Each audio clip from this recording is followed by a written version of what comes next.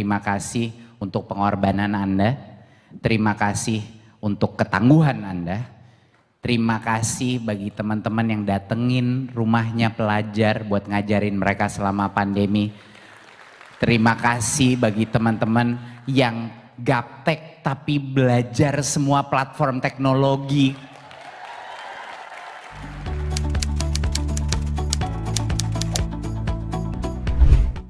Halo, nama saya Endah Novitasari. Di sekolah ini saya biasa dipanggil dengan Ibu Vita. Saya mengajar fisika dan kimia. Sekarang saya wali kelas dari kelas 11 Multimedia 3. Keseharian Ibu sebelum menjadi guru jadi apa sih, Bu? Saya itu lulus kuliah tahun 2005. Saya mulai mengajar tahun 2008. Jadi antara tahun 2005 sampai 2008 itu banyak yang saya kerjakan. Pernah saya jadi admin. Dan saya juga pernah jual tanaman hias online. Sekarang udah enggak? Sekarang udah enggak. Oh, udah. Sekarang fokus ngajar. Iya. Terus kesehariannya, Bu, setelah menjadi guru? Ya, keseharian jadi guru ya biasa ya. Kalau untuk mengajar itu kan ada hal-hal yang harus kita siapkan sebelum mengajar, kayak materi-materinya yang akan disampaikan gitu. Kalau kita mau memberikan soal, tentunya juga soal itu harus kita olah terlebih dahulu, jawabannya seperti apa, nanti cara menyampaikan ke siswanya bagaimana. Itu harus kita siapkan. Nah, selain itu kan saya juga di sini selain mengajar kan juga dipercayakan menjadi humas. Di situ juga punya kesibukan tersendiri ya, dari mulai menerima tamu, kemudian juga menyiapkan prakrin dan masih banyak lagi. Keluhan sih ada, tapi banyak kan seneng sih. Kalau kesannya ya, kalau kerja pasti apapun pekerjaan tuh pasti ada resiko dan capek ya pasti capek gitu ya. Tapi lebih ke seneng sih jadi guru itu ya, karena ketika kita ada masalah gitu ya, kita lagi punya masalah pribadi, ketemu anak-anak cair, jadi ngadepin mereka yang emang kadang nakal, kadang ngeselin gitu kan. Jadi malah kita fokusnya ke masalah anak-anak itu, bukan ke masalah kita sendiri gitu. Kalau ngadepin anak-anaknya yang nakal gimana sih, Bu? Ngadepin anak-anak yang nakal ya? Iya. Yang pasti pertama kita harus tahu juga bahwa setiap anak itu punya latar belakang masalah yang beda-beda. Kadang nakalnya mereka itu bukan karena mereka ingin nakal gitu. Kadang bisa aja mereka memang lagi butuh perhatian gitu. Dan ada juga di masa-masa Ibu kan ngajar SMK ya, jadi di usia-usia SMK itu tuh memang usia yang udah nggak bisa dimarahin gitu kan, tapi kalau untuk disuruh mandiri juga mereka belum bisa 100% mandiri, nggak kayak mahasiswa ya gitu. Nah jadi ya kita sih ngadepinnya pertama kita harus santai sih ngadepin mereka nakalnya gitu ya. Yang lebih kita fokuskan itu bukan gimana cara menghukumnya sih gitu, tapi anak ini punya masalah apa ya gitu. Kalau bisa kita bantu untuk memecahkan masalahnya gitu kan, kenapa enggak gitu.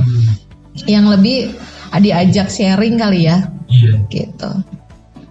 Kalau sekarang kan lagi pembelajaran metode online nih, Bu. Kalau pembelajaran online gitu gimana sih, Bu? Ibu ngasih tugas-tugasnya gitu. Kalau tugas-tugas secara online sih ya biasanya sih saya siapkan dulu ya materi untuk mereka pahami dulu gitu. Jadi materinya itu berupa bahan bacaan, juga biasanya video pembelajaran. Video pembelajaran itu bisa video tentang teorinya, juga video untuk pembahasan soal. Sehingga ketika saya berikan latihan-latihan soal, mereka bisa melihat, mereview lagi melalui bahan bacaan juga video yang saya share. Kalau ada, Bu, murid yang telat ngumpulin tugas, contohnya kayak saya nih ya, hukumannya itu apa, Bu? Sebetulnya dari nilai itu juga udah jadi bentuk hukuman ya. Iya. Hukuman yang paten ya gitu. Iya. Karena nilai itu kan ala abadi ya di rapot ya. Saya pertama sih fokusnya ke anak yang rajin ya. Ketika anak yang rajin itu saya berikan nilai yang terbaik, ibaratnya yang paling bagus lah gitu ya.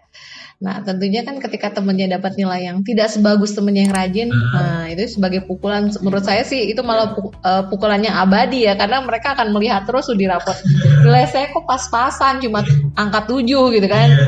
Kalau temennya kok dapat 8 gitu kan. Ya sebenarnya sih itu untuk hukumannya berupa nilai. Gitu. Pantas saya semua ya Bu ya. Ternyata itu hukumannya. Ibu ada nggak sih hobi Ibu? Hobi selain mengajar ya? Iya, selain mengajar. Iya. Kalau hobi ibu sih selain mengajar itu ibu hobinya jalan-jalan. Jalan-jalan. Traveling. Ngabisin duit ya hobinya. Enggak juga loh. Ibu traveling tuh sekalian just tip loh. Ibu nggak mau traveling cuma sekedar traveling ngabisin duit. Ibu mau duit ibu balik. Ibu buka just tip juga, tahu nggak just tip? Jasa titip. Oh iya. Pernah denger kan? Pernah. Orang jalan-jalan. Jadi ada yang nitip barang. Nah. Ya. Jadi ibu biasanya punya waktu jalan-jalan selama 4 hari misalnya gitu ya. Maka yang 2 hari ibu itu untuk travelingnya, 2 hari itu ibu untuk just tipnya. Gitu. Terus harian Ibu di rumah tuh ngapain sih Bu? Kalau ibu di rumah itu ya biasa ngurus anak, ya kan, ngurus rumah tangga, ya seperti halnya ibu-ibu rumah tangga lainnya ya. Cuma mungkin ada bedanya nih ketika seorang guru menjadi ibu rumah tangga. Kadang ibu lagi sibuk nyuapin anak nih, nah ada anak murid telepon, mau remedial, mau apa itu juga harus dilayanin gitu. Kadang jam 9 aja masih ada yang WA-an ibu, yang ngirim tugas itu kamu ya. Dan banyak ya anak seperti kamu tuh ya. Saya selalu telat. Nah, jadi intinya ya itu kadang nggak dilayanin. Kasian, mungkin dia punya paketnya malam gitu kan, yang di atas jam 11 baru WA ibu. Pesan-pesan buat anak muda zaman sekarang Bu? Pesan-pesan buat anak muda zaman sekarang.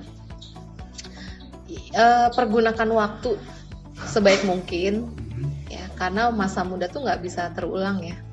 Jadi gunakan masa muda kamu itu untuk hal-hal yang benar-benar bermanfaat buat kamu, buat orang tua, buat orang-orang yang kamu sayangi di sekeliling kamu, juga buat bangsa ini tentunya. Buat kedua kalinya untuk video ini orang lain yang closing Bu. Baiklah, mungkin ini saja wawancara kita hari ini. Intinya kalian anak muda harus tetap semangat ya. Iya.